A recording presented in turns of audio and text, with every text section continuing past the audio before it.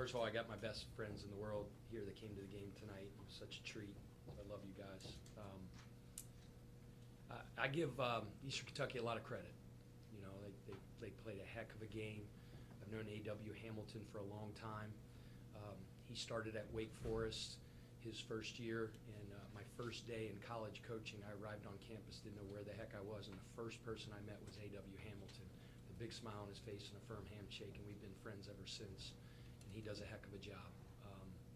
You know, they had a great game plan, and you know, those two guards were terrific tonight, and we're very fortunate to come out with a win. I thought our guys competed, thought our guys played hard. Didn't play our best, but I credit them for the way they defended us, so that we didn't play our best. But you know, you look at the offensive rebounding total, and I always look at that as an indicator of kind of tenacity and grit and toughness. And we got 50% of our misses. James Scott had 7 offensive rebounds. You know, we turned the ball over too much. We played against Florida State the other day, who's a ferocious defensive team with great length and athleticism. They turned people over as well as anybody in the country. We played very well, very poised. These guys have a similar defensive philosophy, a little different, but in a lot of ways they really want to create turnovers, and they did that to us today. We didn't play with the same poise. We had a negative assist-to-turnover ratio. So fortunate to come out with a win. It's not always going to be pretty. It was a little bit ugly tonight, but you know, Noah Waterman stepped up. He's a little banged up, but he just, like all our guys, he's tough as heck and continues to fight through it, and you know, made a shot that he's going to tell his grandkids about. You know, we play your entire career, some guys don't make shots at the buzzer to win a game. I know one right at the buzzer, but it's a buzzer shot. So it was a big time shot, and I'm proud of him. Questions for Coach Kelsey? Raise your hand. We'll get you the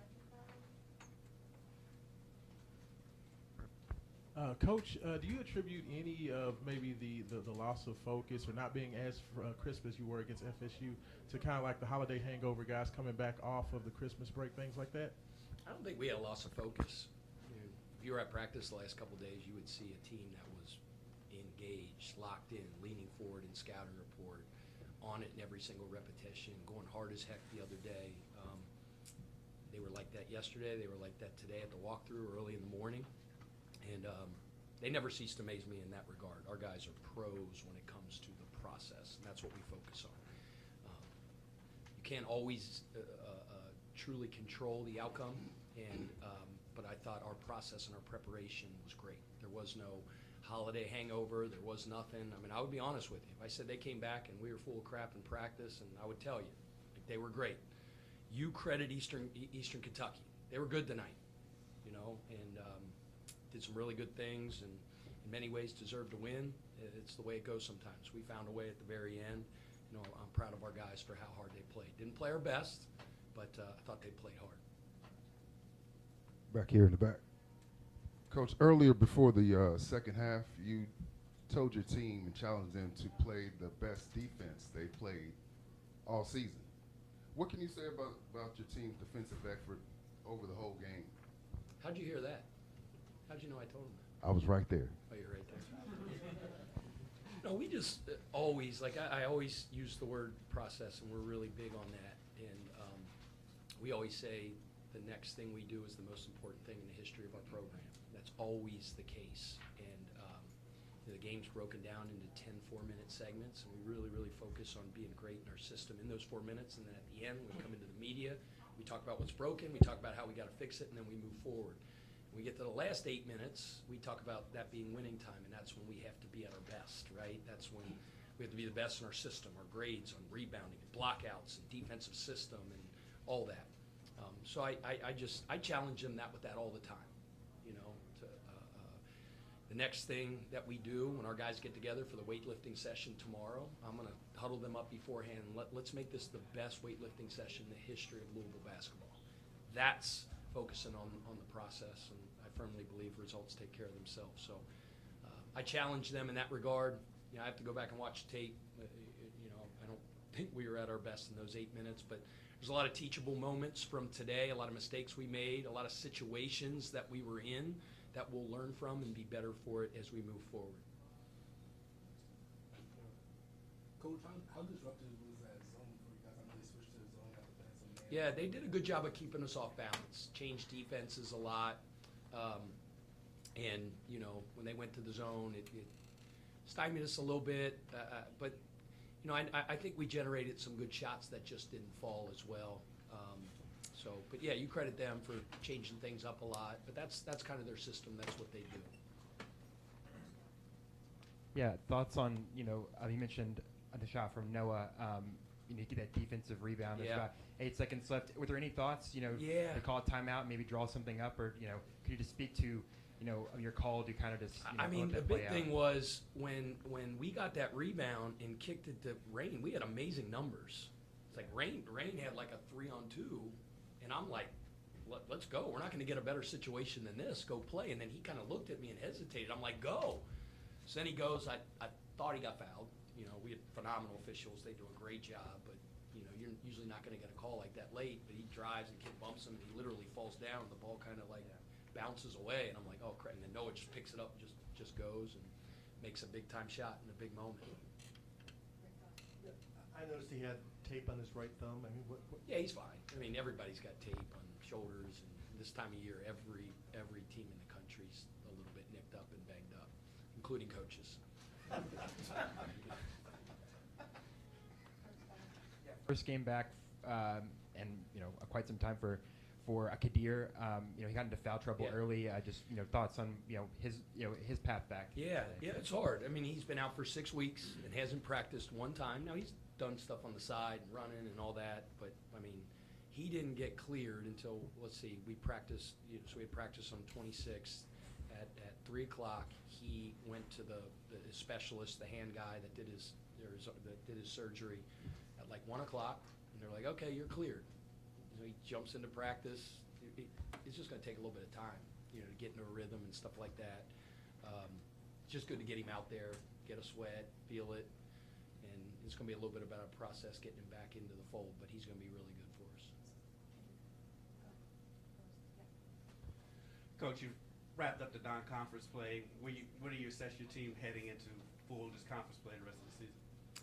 Yeah, we always break kind of the season down or the year from summer 1 to summer 2 to the August-September period before practice starts, then preseason practice, then non-conference, then conference, then tournament play. So it kind of breaks down into all that. And each time we turn the page, kind of assess where we're at, and then relock in and focus on sort of the next thing.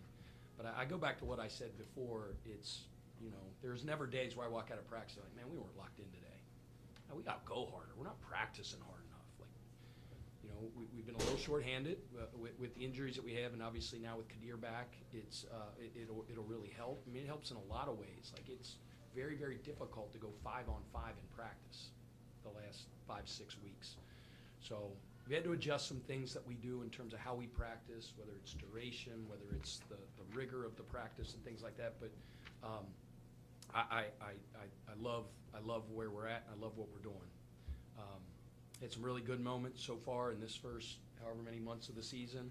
We've had some tough games and some adversity, but our guys continue to fight, and I'm excited about the opportunity that we have on Wednesday against a really, really well-coached team. Is it Wednesday? Is that Wednesday? Yes, Wednesday. We play on Wednesday? I don't even know what day it is right now. It's Saturday today, we play Wednesday. Cameron, go ahead. Pat, you mentioned at the beginning EKU's 2 scoring guards, Kimball and Blanton. Obviously, Devontae was coming off a 36-point game. Both of them scored a bunch tonight relatively efficiently. Just can you speak to what you saw from them? Yeah, they're good. They're really good attacking guards, dynamic, can score, very good one-on-one players. They got going tonight, saw the ball go in, got a lot of confidence, and, made some really tough shots, too. I mean, again, I got to go back and review the tape, but there's some where it's like kind of tip your cap. But they're really good. They're the center of that team. I've been in that position for many years in my career as a mid-major going into, a Power 5 gymnasium. And, I mean, trust me, like, you circle that game on the calendar, and, you look forward to that, to play on this stage in the Yum Center. And they were prepared for the moment and played really well. Give them credit.